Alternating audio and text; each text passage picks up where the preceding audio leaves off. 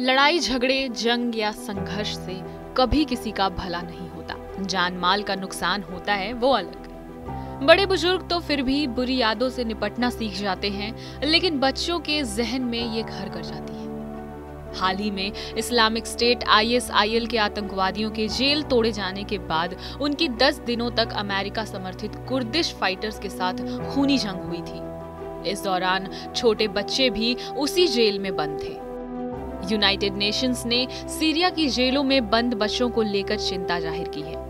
Agency ने कहा है कि बच्चों को ऐसी जगह पर नहीं होना चाहिए। UN की बाल एजेंसी यूनिसेफ ने कहा कि वो इन बच्चों को सीरिया में सुरक्षित जगह पर रखे जाने के लिए सहयोग करेगी। इनमें से कई की उम्र 12 साल से भी कम है। दरअसल UN की टीम ने उत्तर पूर्वी शहर हसाकेह की जेल का दौरा किया था। दौरे के बाद रविवार को जारी एक बयान में UN ने ये बातें कही हैं। यूनिसेफ के मेंबर्स ने जेल में बंद बच्चों से मुलाकात के बाद कहा कि वो बीते कई सालों से खराब हालातों में रह रहे हैं। इन बच्चों ने जनवरी के महीने में सबसे ज्यादा हिंसा देखी है।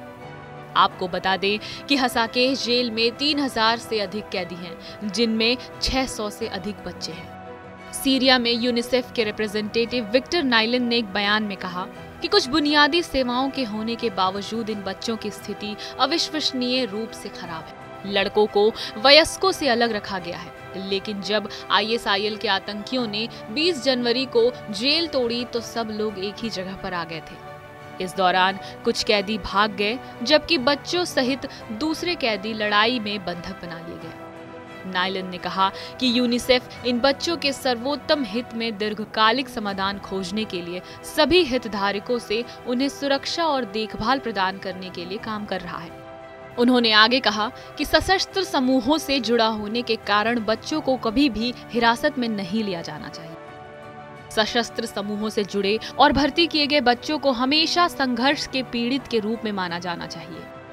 इससे पहले सेव द चिल्ड्रन और ह्यूमन राइट्स वॉच सहित दूसरे अंतर्राष्ट्रीय अधिकार समूहों ने कहा था कि ISIL आतंकियों को हटाने के लिए ऑपरेशन चलाने से पहले लगभग 700 लड़ाकों को जेल में रखा गया था। इनमें 12 से 18 साल के ऐसे कई बच्चे शामिल हैं, जिनके वयस्क रिश्तेदार जेल में बंद हैं। इन लड़कों को सीरिया में बने उन कैंपों से लाया गया है जहां इस्लामिक स्टेट के आतंकियों की पत्नियां और हजारों बच्चे रह रहे हैं। शुक्रवार को ह्यूमन राइट्स वॉच ने कहा था कि सैकड़ों लड़के लड़ाई के कारण जेल के भीतर या बाहर से गायब हो गए हैं। उनका कुछ पता नहीं चल पा रहा। जेल के रखरखाव का काम कुर्द लड़ाके करते हैं।